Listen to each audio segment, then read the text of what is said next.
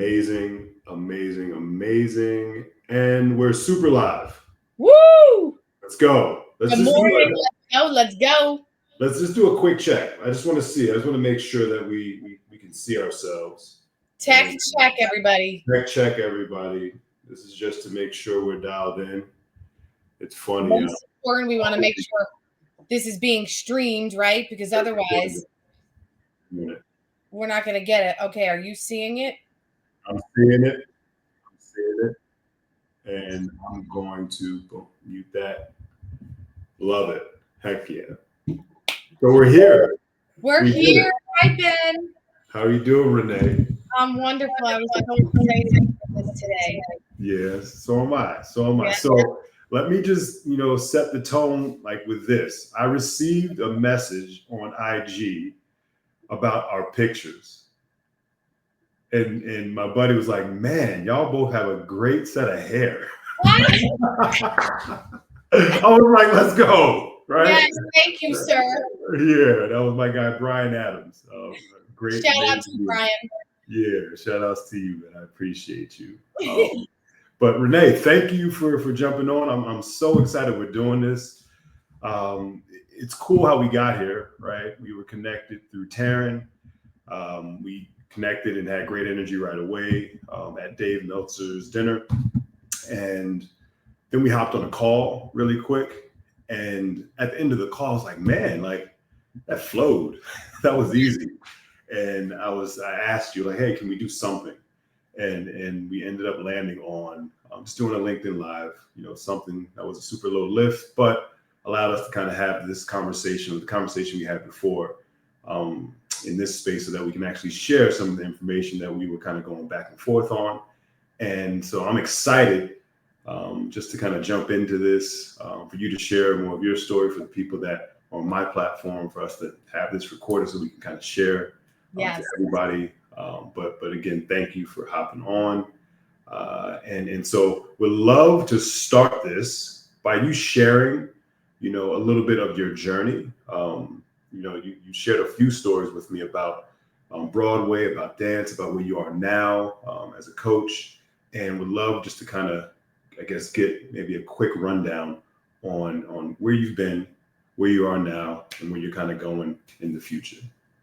Absolutely. Well, performing was always my first love since a little girl. My dream was to perform on Broadway, and through many, many years of perseverance, rejection, lots of no's, I made it. And I've had the honor of doing 5 different Broadway shows. I did 3 national tours, touring all over the world, doing what I love.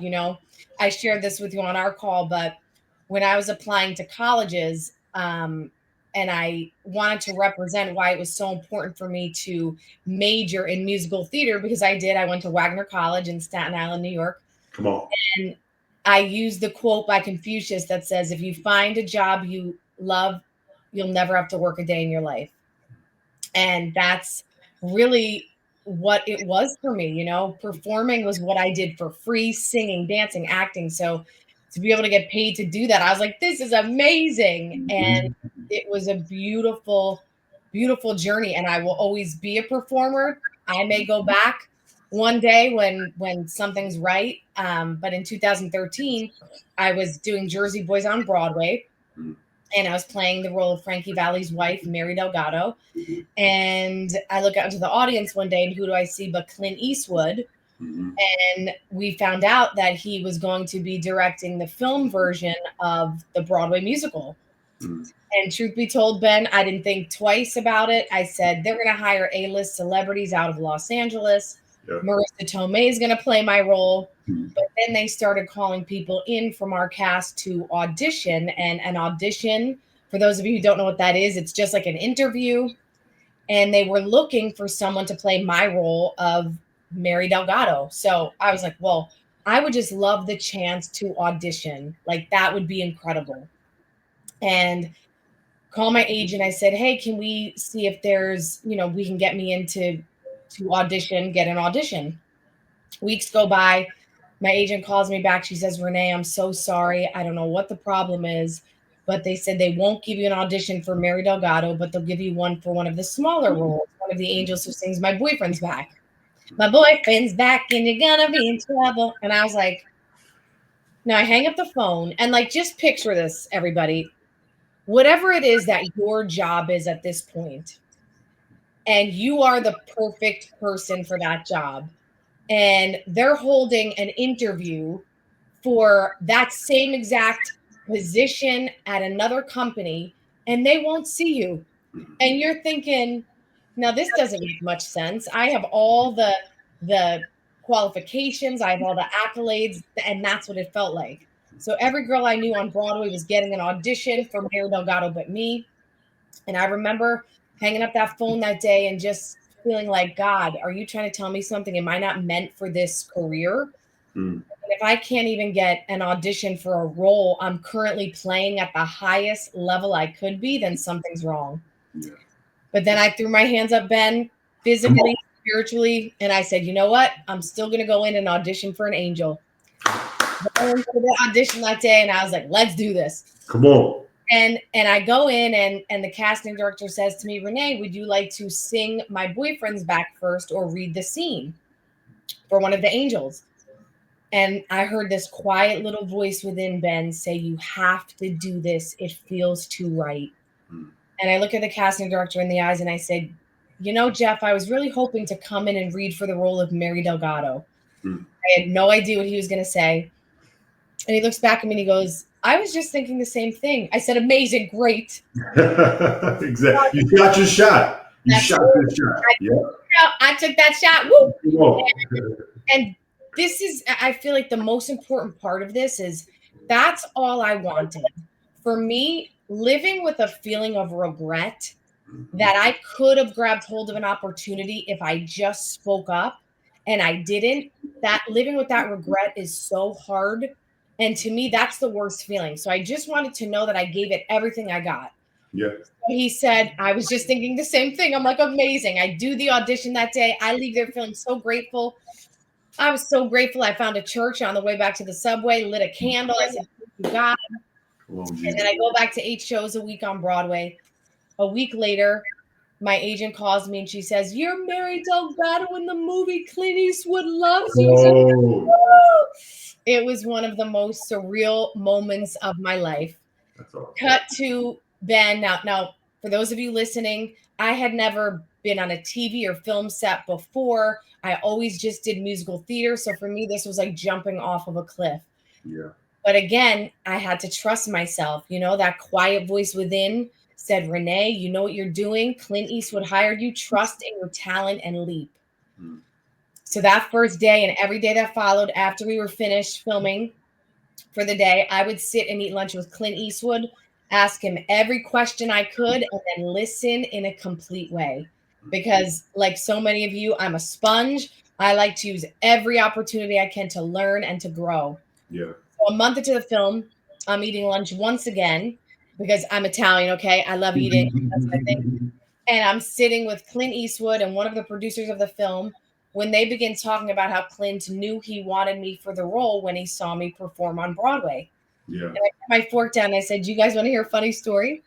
I never got an audition for Mary Delgado. The only reason I got to read the scenes is because I opened up my big mouth in the room and asked. Mm-hmm. And the two of them looked at each other. They said, wait, what do you mean? We requested you. Mm-hmm. We said, we want the girl from the Broadway show to come into this audition. Imagine my surprise. Yeah. And I came to find out that day that there was a middle person, casting associate, juggling a few films at once and just dropped the ball, literally, figuratively. Yeah, it's a thing though. And having me come in to audition for the role. So in other words, if I did not have the ability to communicate effectively and speak up in the room that day, I could have missed my once in a lifetime opportunity. I could have been sitting in the movie theater watching Jersey Boys instead of on the screen in Jersey Boys, never knowing that Clint Eastwood was waiting for me to walk through the door. So it's just such a beautiful representation of the power of communication. And fast forward now, that's what I speak about on stages all over the world as a keynote speaker, the power of using communication to create real connections and opportunities in your life. So after I did the film, lived in LA for a few years. I did a TV show. I wrote, performed my own one-woman show. And then I came back to the East Coast. I came back to Broadway, performed in Pretty Woman, the musical. And Wow. during that time, I started writing my book called Becoming a Master Communicator. Yeah. Because I saw a need for help in the area of communication where nobody's really connecting, right? Everybody's like this, Yep. their screens. And because of that, we see so much disconnection. So I said, you know what? I need to shine a light on this problem. Started writing that book. And when that show ended, Ben, I had this feeling where I said, okay, I know I'm ready for a new chapter. Don't know exactly what it is, but I know I'm ready to get my book published. Yeah. I want to speak, maybe coach. Don't even know what that means. And I took a course from Tony Robbins and Dean Graziosi on how to start your own business. Yep. And a month later, as I was taking the course, the world shut down. So even if I wanted to perform, couldn't have done it because there was no place to perform. And that's when I started on this new endeavor. And it was just about 5.5 years ago. And first thing I did, I created a course on how to communicate through camera, helping business owners and entrepreneurs. And yeah, it's kind of unfolded from there. And I say it's all through the power of imperfect action, taking that action even when I'm afraid. Yeah, I love it. I love it. And thank you for sharing that. Again, I wanted to make sure everybody that's paying attention, that's locked in, has the context on how you're showing up as a superstar today, right? So our conversation, right, I wanted to put it into a framework of prepare, perform, recover. You had to prepare for that Clint Eastwood moment. You had to prepare for your next chapter of your life, right? You had to perform when you were asked to now step into that audition, right? And then you had to figure out ways to recover. And so I like this framework from NBA to Broadway. There's a lot of similarities, right? And what I appreciate from my 12 or 11 year career in the NBA, I started in 2013 as well, is over time, I had to refine what I did for the athletes, what I did for myself. But it always helped kind of taking a step back, saying like, okay, this is what got me here. But is this same system, is this same routine going to actually help me get to that next level? And so that's kind of what we're going to wrap about today, y'all, is just helping people understand how to prepare, perform, recover, right, for this chapter, for the next chapter. And I'll start it off with just saying the NBA, it's a fast, ever-changing environment that I know from the outside looking in looks very cool, right? Again, you see it on TV. They do a great job of highlighting the players, telling you the stories, but the work that's put in behind the scenes, it can be very, very taxing, right? If you're not in your rhythm. And I've seen a lot of people have like uber success, and success to me is longevity, right? They say, hey, this is what I want to do for this chapter of my life. I'm going to have, again, the money. Yes, I'm here for the business. I'm here for the growth financially. But to be able to have the longevity in a space like that is huge. And what I always saw was the winners in that area. The winners are the people that had longevity. They had amazing preparation moment, right? From practice to their game day routine. They had a system that they started with and was refined by the experts. So I'm going to kind of go back to your story. You sat down with Clint Eastwood and you soaked everything in, right? You became a sponge. I'm confident after you heard one or two things, you modified and adjusted, right? And so in that environment, in NBA, I'll use one of the young guys, Tyrese Maxey, an amazing up-and-coming superstar that has had a solid routine going into the NBA.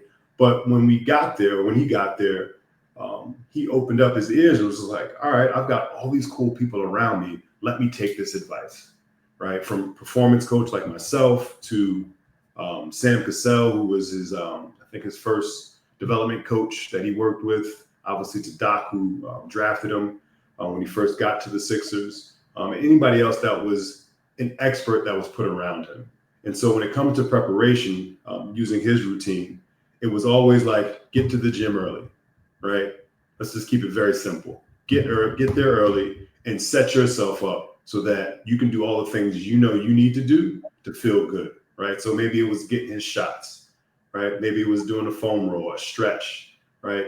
Eventually, we actually got in some really good workouts before he got his shots up, right? So it was understanding, you know what? If I can get the workout in, if I can get my shots in, if I can do all this stuff before practice, right? I'm going to be in a good space to have enough deposits in my body and my mind so that when I step into this new practice, this new environment, I'm able to execute from this level. And then over time, what I learned and saw just with him specifically was when he actually had to start to like play more and perform and show up, things change in his body, right? This wasn't college anymore, right? We're no longer on that big stage. We're on a way bigger stage and playing at a faster pace. The lights are way brighter. The fans are a little more passionate.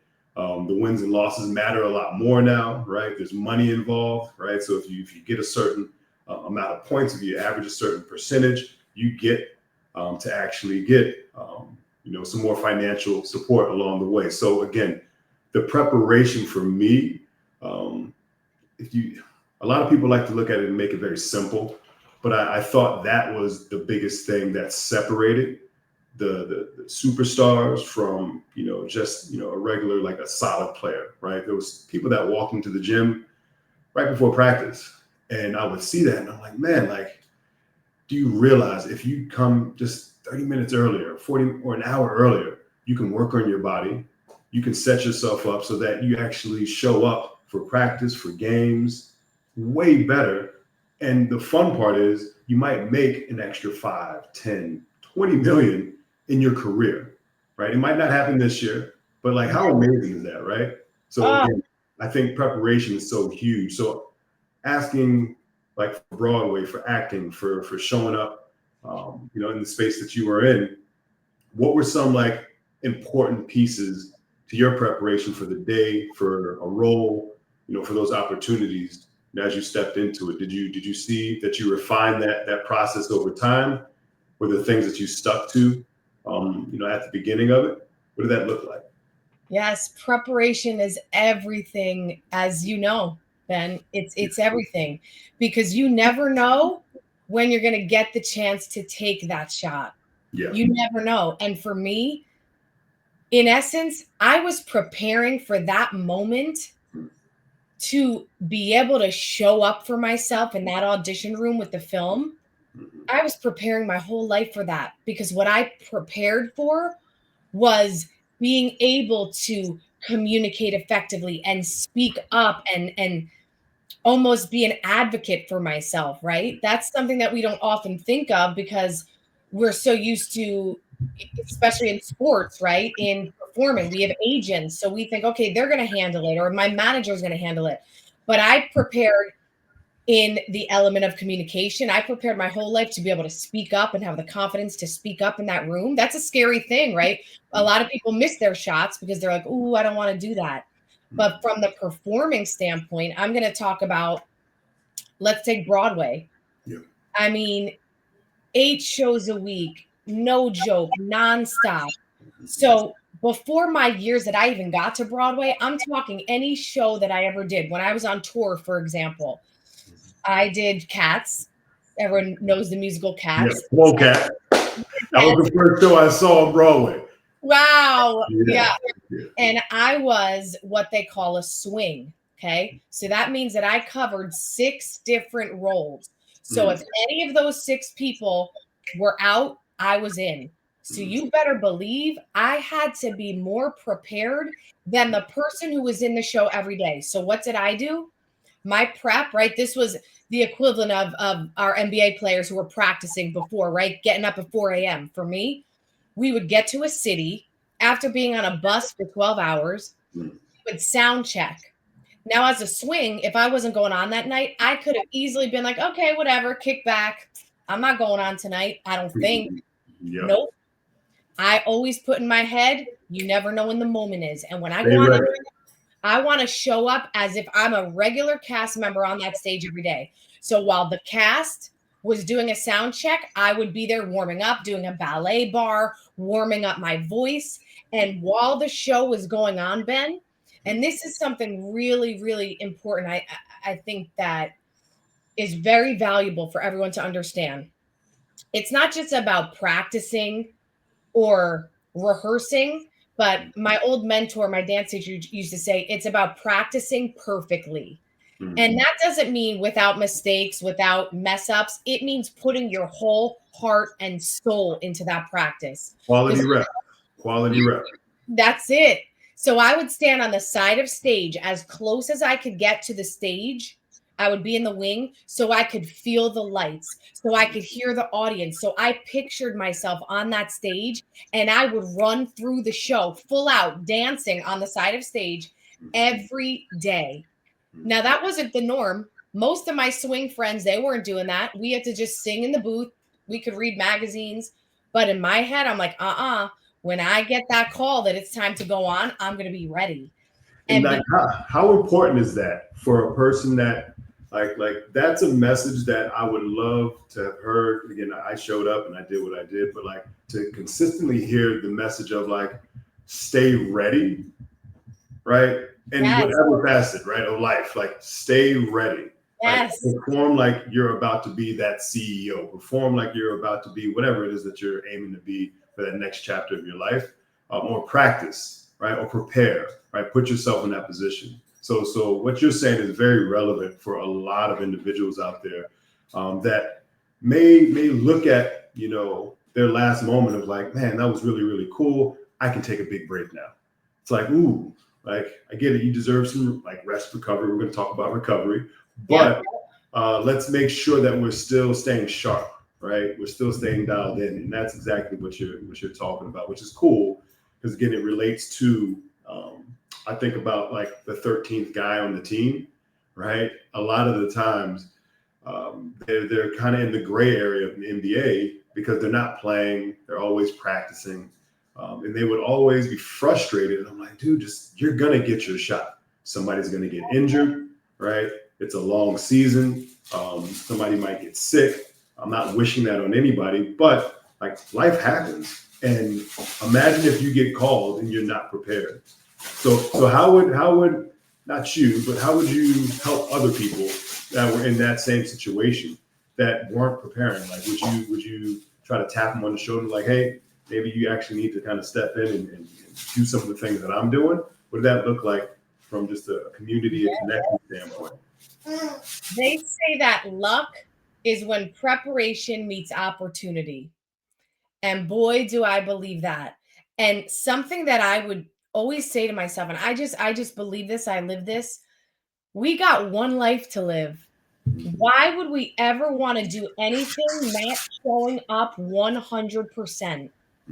I got to tell you, most of the opportunities that I've created or seized came from just showing up 100%. Mm. So if you are that 13th guy on the team, right? And you're getting in your head about like, man, I'm never going to get my shot. Man, so and so is better.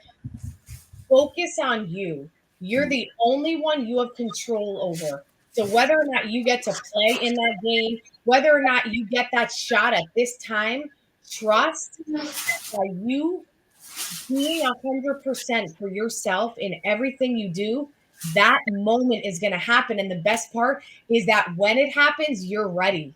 And Yeah. maybe those other people, those other guys on the team, they're not ready. And even the ones who may be playing every day, they may be taking it for granted. I got this, right? I don't need to show up to practice early. I don't need to do those simple reps anymore. Nope, I don't got to do it. And you think, wow, that's how I'm going to stand out. I'm going to do one more rep at the gym. I'm going to do one more drill. I'm going to show up 20 minutes earlier to practice. Come on. That is what makes all the difference. And I'll give you an example. My Broadway debut was West Side Story, Come on. one of the most classic shows.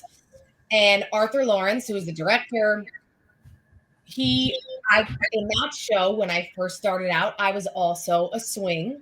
So I covered the Jets. I covered the Sharks, right? I mean, a swing is the hardest role. That's like, being a player on your team who has to know every single position and be ready to be in any of those positions. I mean, think about that. It's intense. Yep. So I am at a rehearsal, and again, I treat every rehearsal or practice as if it's the show, baby. Yeah. You better believe there's no difference for me. I'm showing up 150%, putting my heart, my soul into it. Again, perfect practice. Yeah. And I'm out there and I'm singing the song America, Puerto Rico, you lovely island. And I'm covering for this role in just doing it in the rehearsal. Well, what happens within the next week, the girl who played the role regularly got another job, and they were going to start holding auditions for a new girl to fill in. Don't you know, the director said, well, I saw Renee in rehearsal. Let's give her the role. Oh. For the last 2 months of the show, I got to play this amazing featured role, and it's all because I showed up. Yep. 100%. And again, most people don't feel that it's that important, right? Oh, this is just a practice. Nobody's watching me. You never know who's watching you. You never know who is on that court or creeping out behind. You never know. And the truth is, it's not about them. It's about showing yourself how far you can go and how much heart you can put into what you're doing. And that goes back to the process that I said before, right? And I love this because it's about prepare, perform, and recover, right? Yes. You have to get into your system. You have to get into your flow. The right things will happen. It might feel a little stormy at times, right? It might not feel great all the time when you're in the midst of a dry season, right? You're not playing, you're not getting the opportunities that you believe you deserve. But timing, God's timing is always the best, period, right? And so I think, again, going back to preparation, it's so important to understand what your practice is, how you need to get going, and just refine that over time. And so the second step in performing, right? I'll say in the NBA, I'll fast forward to like the playoffs. Right, just because there's a lot of pressure in the playoffs. Right, there's a lot of opportunities that you get to now make yourself either a household name or a legend or future Hall of Famer because of those moments, right? That you have to now show up and perform. I remember some of the awesome series that I was able to coach and be a part of, from like the Sixers playing the Knicks to the Blazers playing the Denver Nuggets. That was probably one of the best games or best series of basketball I've ever, seen in my life, just because of the back and forth. But in those moments, it was cool to see all the preparation came down to like the last 2 minutes of this game, of a game 7, of a shot that the world may look at and go, man, that might have been like the most difficult shot that they ever took. But being behind the scenes, I know they took 1,000+ shots in that spot, and it was just on them to kind of get to that location, right? I know that this person had the energy to now run full court, get a block shot, run back the other way, make the right decision, because they've done this before, right? These are repetitions that they've kind of gone through. So when it comes to perform, I feel like this is something that you only get the opportunity to do it when you put the work in. So let me ask you, when it comes to the Broadway setup, acting, right? When you have to perform on Broadway for a movie, for a dance setup, what is it that like you focus on the most in the moment, so that you're continuing to stay on cadence even when things aren't going perfectly, right? So again, I'm going to relate it to basketball. We're down 15. We're at the other stadium or the other arena, so the fans are screaming at us. We're a little tired, right? I go back to the Blazers Denver series. The altitude's kind of getting to us. but we figured out ways to win. We figured out ways to get it done.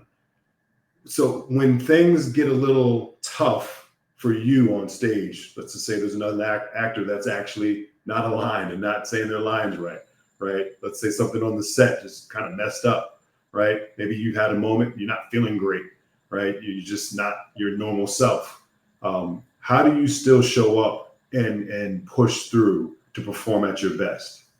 We have a saying in show business, and it's the show must go on.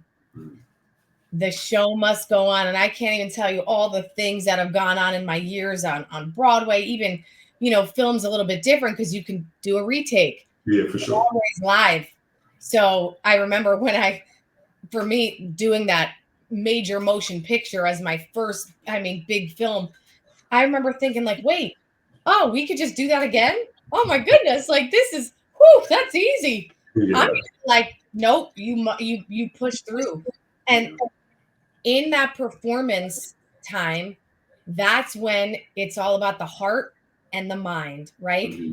Because you're already prepared. You have to trust yourself that you've prepared enough to know, I know what I'm doing. And that's where you just show up. For me, it's about reminding myself, you got this, connecting with the audience, right? It's always about having that strong connection. I mean, that's as performers, that's what we're doing. We're being storytellers. Yeah. So staying connected to that audience and understanding that at the end of the day, the show must go on. So even if there's a mess up, your voice, something happens, you trip on stage, you get up and you keep going. Yeah. And sometimes those are the most beautiful moments, because what do people love the most? The comeback. And I'm sure you see this in the game. What is more exciting than when you're watching a killer basketball game and you're like, your team's down and you're like, oh my God, this is it. And all of a sudden, right? They come back with a vengeance and the crowd's going crazy. The comeback is like the best story in history. That's why the Rock movies were so successful. So just reminding yourself in that performance space, you got to trust yourself that I've put in the work. There's nothing else I could do in this moment but do what I know and understand that it's muscle memory. Yeah. Right? Trust yourself to know that I've prepared enough, that it's already in my body. Now it's just trusting myself. So getting my head right and knowing that I got this. I've done it before. I'm going to do it again. And we're going to push through. Yeah. And it's funny. It reminds me of a story. When we beat, when I was with the Blazers, we beat Oklahoma City in the first round, and Dame, he hit like a half-court jumper, and in the post-game press, Paul George was like, man, he hit a lucky shot. That's a tough shot that he hit. And the fun part is, days before that shot, his coach, his one-on-one coach that he always worked with, Phil, we were in OKC. We went to go take some extra shots, and they were all half-court jumpers. And he said, I feel like you're going to hit a game winner with this. And so when he finally hit that shot, it was a normal shot for him, right? To the rest of the world, they were like, really? From half-court? Like, is that the best shot? But for him, again, he's taken 1,000 reps of that. And he was very comfortable in that space, right? So again, it goes back to the quality reps that you're getting before to now show up, during the high pressure moments, which again, I love that part because as a performance coach, that was the immediate or instant gratification moment for me, right? To be able to see all the things that we've done over the year is actually preparing you to now be available for these moments. And I think that's the coaching part of me that I loved about working in the NBA, is just being able to see that. I still love now when I work with execs, when I speak, being able to hear the feedback of like, hey, that little tweak right there changed the game for me. It allowed me to be more present. It allowed me to be more efficient, right? And so I think that's the part, again, performance is everything. We're going to go off the quality reps that we get before, but it seems that we're going to continue to go back to preparation, right?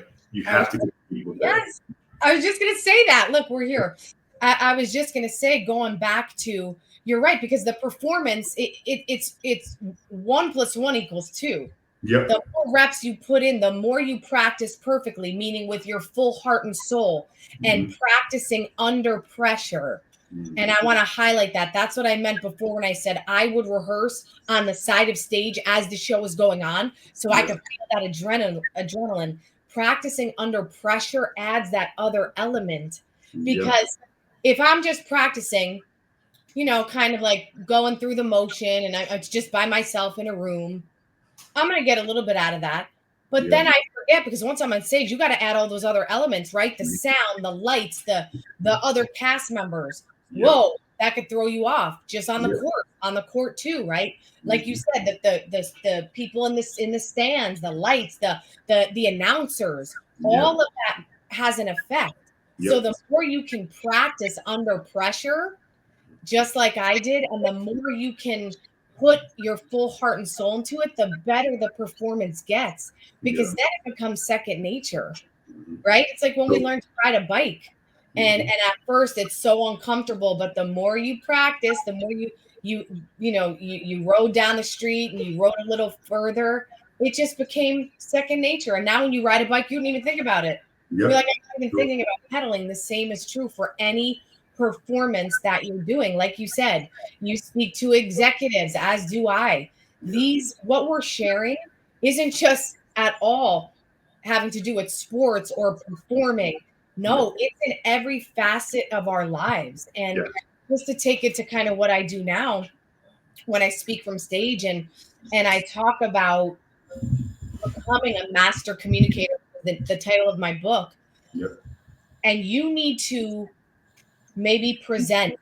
Maybe you need to have an important conversation with somebody. You need to speak up about something. Well, I invite you to practice first. And how do we practice?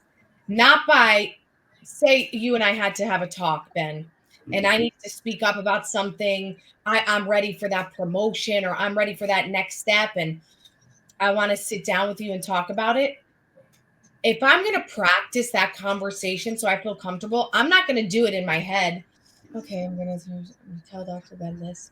I'm going to verbalize it. I'm talking verbalize it, because when we verbalize, we magnify and maximize what we're saying, allowing us to hear back if our tone matches our intention. And the more we practice it aloud, it's as if we're doing it for real. So then when it's really time for you and I to sit down and talk, sure, I may be nervous. That's normal. But I've already done it, right? So it's just that other rep. It's second nature. It's the same that holds true no matter what performance space we're in, on stage, in the office, on the stage, on the Broadway stage. It carries over to every different aspect of performing. How important is it when it comes to performance? Is it to have the right community around you, right? To be immersed in a community of people that are trying to do the same thing as you, right? How important is that for you and what you've done? So important. So important. I mean, Tony Robbins says this, and I'm getting ready to head to Unleash the Power Within in 2 days, where I get to host an incredible event. And what he says, and it's so true. One of the many incredible life-changing things that he says is, one of the most important decisions you'll make in your life is who you surround yourself with, because you become like the 5 people you surround yourself with. Amen. Well, you're someone who's trying to up level in your life, in your business, on the court, on the Broadway stage, whatever it may be. Take a look at who you're surrounding yourself with. Do you have a community of people that are as driven as you, that are like, all right, Ben, let's go. We're going to practice. We're going to go 20 minutes earlier today. All right, Renee, let's go. Let's warm up your voice before you sing that song today. Do you have those people around you? Or do you have the naysayers around you who are like, come on, Ben. Come on, man. Let's go get a drink. We don't need to practice. Come on, Renee. Oh, you work too hard. You're doing too much. This is ridiculous. What are you doing? You're off this. Or you have the naysayers around you, because whether you realize it or not, consciously or unconsciously, the more you're around whatever kind of people, that's who you become. So Amen.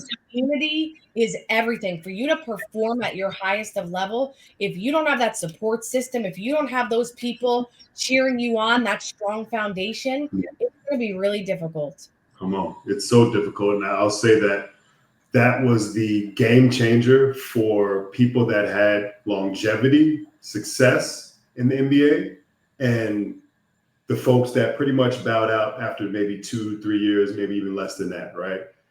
Having the right community around you, coaching, playing, front office, at any aspect in pro sports is so important. You do need that encouragement, right?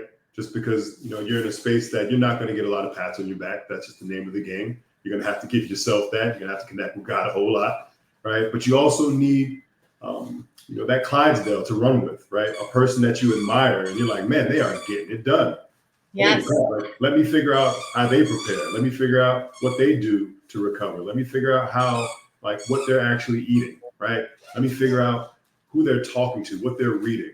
Let me go out of my way to really invest time into these humans that I see thriving around me, and even understand their weak points, right? Their weaknesses, and say, all right, how are you improving that, right? Who are you talking to? So again, I think community is so important at every stage of your life. And again, it's not necessarily, having 1,000 people around you. It's just more about, can you get those 3 to 5 friends, right? Or 3 to 5 people, your inner circle. Can you tighten that up? Can you make sure that everything that you're up to is speaking to who you want to be, right? To what you want to attain. And again, performance is one thing, but now when you're starting to perform with other folks that are really trying to level up, it only helps you out. And recently, I started training again for a High Rocks. And this morning, actually, I started to train with a guy named Jesse Biddle, who's an amazing guy, amazing human being, former MLB guy. And he's doing his thing in High Rocks, like crushing it. I think he does like worlds and next level guy. But, we met not too long ago and we were talking about a lot of business stuff. But I told him at the end of the convo, I said, I'm gonna be real with you. I came here and I'm excited to actually get a workout with you because you're getting it in. And I know I want to get better.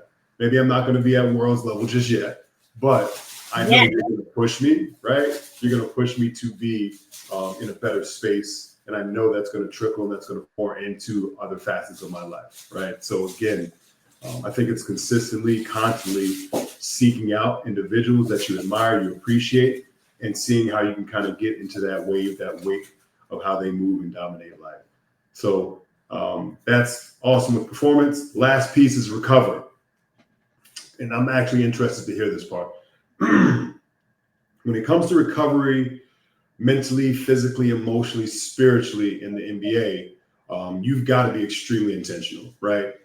So starting with the spiritually, like I feel like going to church, jumping into a small group, doing like a devotional every day, like that's a really cool way to now pour back into that. Emotionally or mentally, I think sitting down with a therapist, right? Sitting down with somebody that really helps you dial in, focuses on the brain, super important. Also just slowing down to give yourself some space, journaling, right? And then from the physical side, being able to actually, let's just keep it simple, stretch, right?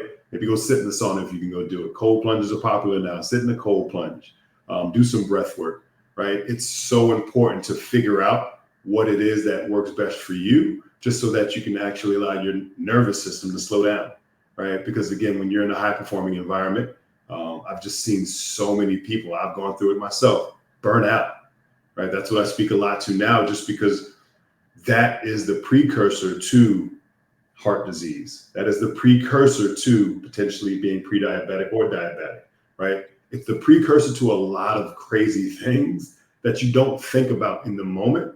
But if you figure out how to recover so that you can actually recharge and step back into this space and dominate, I think it's a game changer. And I'm going to go back to Tyrese. After maybe year 1, year 2 with him, we had a conversation about, hey man, like you're no longer, the guy trying to get into the NBA. You're trying to get this big contract, which again, he got, and I'm so proud of him for doing it. But I said, you need to actually recover better. So what does that mean for you? Maybe you need to sit down or lay down and go get a massage. Maybe you need to not go to the gym, for a day. The jump shot is not going anywhere, right? You've proven that night after night. Maybe you need to go have a good meal put together, hire a chef, right? Prepare or have your nutrition set up a certain way so that you can actually be fueled with intentionality, right? And stepping into a space that you haven't really thought about before. And when he started to stack those days, figure out the best way for him to now recover, you saw it on the court, right? You saw it when we went from in season to playoffs. He was able to now go from playing, let's just say 38 minutes a game to 42 minutes a game. And he didn't lose stride from a physical standpoint, from a mental standpoint, from an emotional standpoint, right? From a spiritual standpoint, because he put those bricks together on how to now recover for himself. Again, I share all these things just to say, like, these are options. You don't have to necessarily do every last option, but making sure that you start to stack those habits, to put the bricks down, is so important for recovery, especially when it comes to sports, being a business athlete. I think it's cool that you're going to UPW. I went to my first last year, amazing time.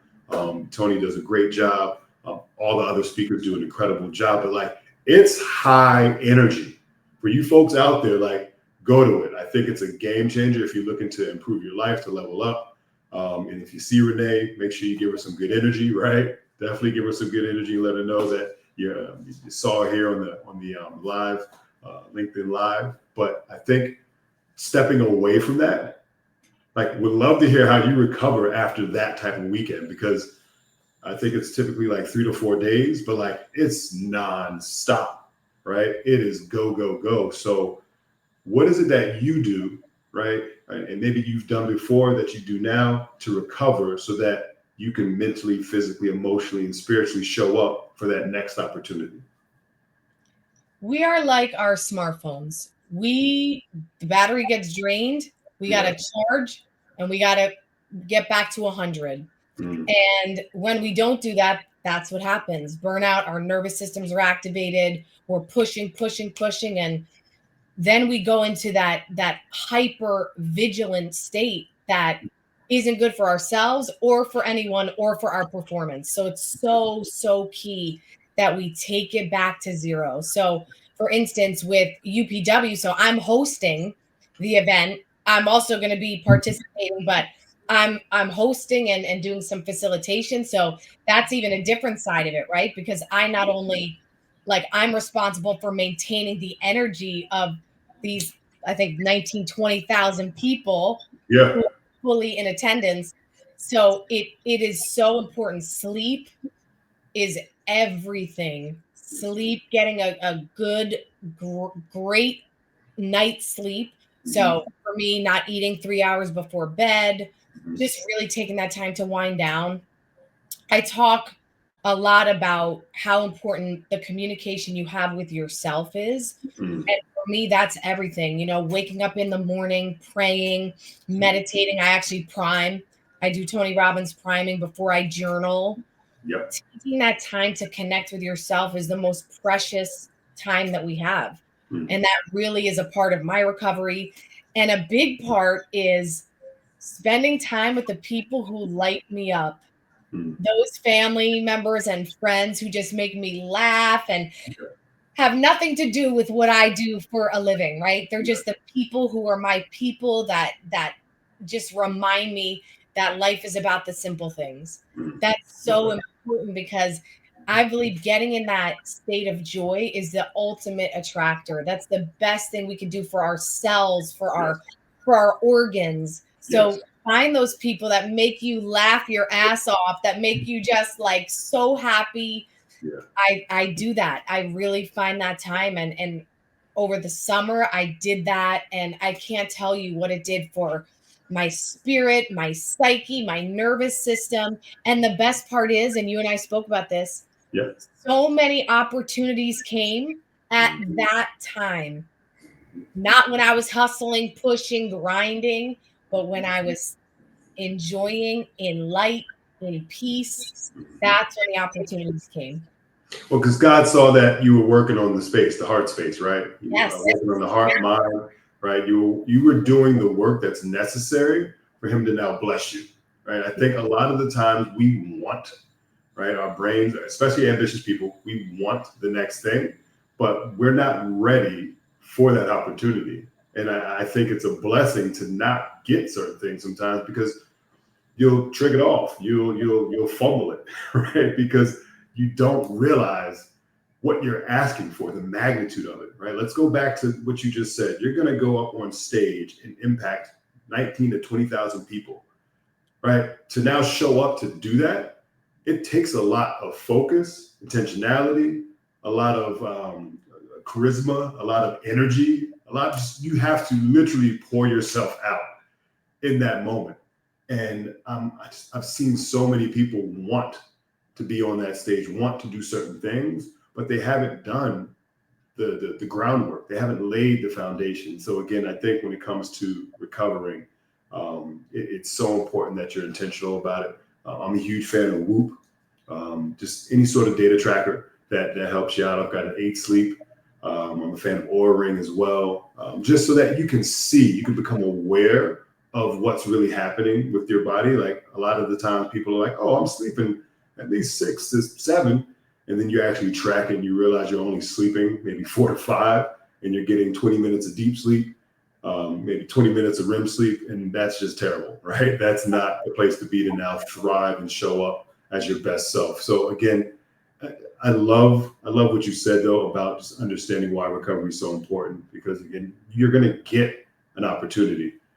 It's just being able to prepare for it and put yourself in the right position. So what would you say to a person that's looking to be on stage, looking to level up their life, from executive to emerging leader, to just a person out there that's just looking for inspiration to take their game to the next level? What would you tell them when it comes to prepare, perform, and recover, right? What would be maybe one thing out of all 3 of those things that you would say, hey, this is maybe one thing that you can focus on to now take it to the next level?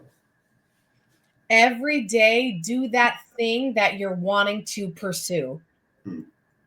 If you want to be in the NBA, you better be playing basketball every day. You better be doing drills. If you want to be a singer, you better be warming up your voice every day, going to voice lessons. If you want to become a speaker, you better get clear on what's your message, what is the problem you're solving for people, and who do you want to solve it for? And more importantly than all of that, first, get in connection with yourself. Understand everything starts with you, right? Connect with yourself. We are living in a world of distractions. You don't want to think about what's going on. You can numb yourself by streaming a whole season of a show on Netflix, or scrolling on social media for what I call the S&C, scroll and compare, where you scroll and you look into the lives of others and then compare yourself against their perceived realities, and then wonder why you don't feel so good about yourself.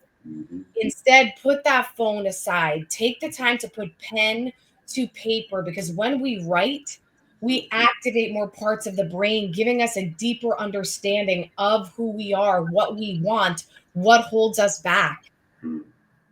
And by doing that, then you have more clarity to go toward that dream, right? When you're really clear on what you want, then you can say, okay, so I want to be a performer. I want to perform on Broadway. Okay, great. So I need to get my button dance class. I need to find a great vocal teacher. I need to look up acting classes that are really top of the game. And then you know what the next steps are for you to take. But if you're just thinking, oh, I want to do this thing, and I want it now, and just because it's something of an external, it's giving you an external validation, I think you have to step back, check yourself, first connect within, and really understand what you want and what matters most. Yeah, I love that. So I'll drop and say, this might be refining what you just said, is just find your purpose, right? And then also become very aware of self. The people that are aware of self really understand the rooms that they need to be in, the tactical things on how to prepare, perform, recover, what they actually need to do, and what works best for them. And then also, like, I think awareness helps you navigate your goals, right? Again, I would love to be, a Grammy Award winning singer, right? But God didn't bless me with those vocals, right? I can sing, I can stay on rhythm, I can stay on beat, but my awareness helped me understand that I will be a great coach, right? I will be a great speaker. I'll be great at other things that I've got to make sure I'm refining over time, but I'm doing my job pursuing those things in the sense of my awareness versus, again, I've seen so many people pursue things that I get it. You want to do those things, but you're not aligned with that right now, right? And again, I just think what you just said was awesome because there's so many people that hopefully take that information and use it. But then there's also people that love to listen to podcasts, right? They listen to audiobooks and they don't execute, right? They don't go get that extra rep or that extra jump shot, right? If they're going to be a singer, they don't sign up for that coaching lesson. I think it's so important, again, to be aware and then point back to your purpose because that's always going to be your North Star. Being able to strengthen the minds and bodies of all of humanity is like, that's my goal, right? So everything that I do is always going to align with that, right? The communities I connect with, the resources that I use as educational pieces, anything and everything is always going to go back to that. So I love it. This combo, I'm happy we had it. Me too. Did it. And I'm so happy that Taryn connected us. Me too. At our moment. So there's more to come for sure. More to come. This is just the beginning, people. So let us know if there's something or a certain topic that you really do want to hear about, that you want us to talk about, and that we would love to. But Ben, I think the world of you, and I know that we were brought together for a reason. And I just want you to know I'm not bad at basketball, okay? Of all sports that I try to learn, basketball feels the most natural to me. So I'm just saying. Okay. Are you a lefty or righty? Okay, I right lefty, but when I shoot, I think I do it. Okay, you're creative and structured at the same time. Yep. Yeah, there you go. That's me. I love it. Well, I can tell you right now, acting, I've always wanted to be an animated character. So we can work on that at one point. I think that would be super fun, right? I love that. Be like some really cool lion or some big bear and just have a really cool just back and forth about sports or something like that. I don't know. We can dream it up at one point. Dream it up. Yeah. That's it. I love it. What a joy, Dr. Ben, really to be able to facilitate this conversation with you and yeah, hopefully just really shine some light in this area, especially with high performers, right? Just really understanding how to have that balance of that high performing and when it's the time to do that. And like you said, when it's time to recover, prepare, perform, recover. Prepare, perform, recover. And before we hop off, I want to know where people can find you. Where can we get the book? Yes. How do you tap into Renee's world? Awesome. Well, you can find me here on LinkedIn at Renée Marino, and there's an accent mark on my E, so make sure to put that in there. It's important. Or also on Instagram at I am Renée Marino, and you can get my book, Becoming a Master Communicator, on Amazon. And yeah, just reach out, send me a DM on Instagram or even here on LinkedIn. Let me know if you've tuned in, and I'd love to connect. Awesome. Well, appreciate you, Renee. Have an amazing rest of your day, and we'll talk soon. Thank you, Ben. You too. See you soon. See you soon.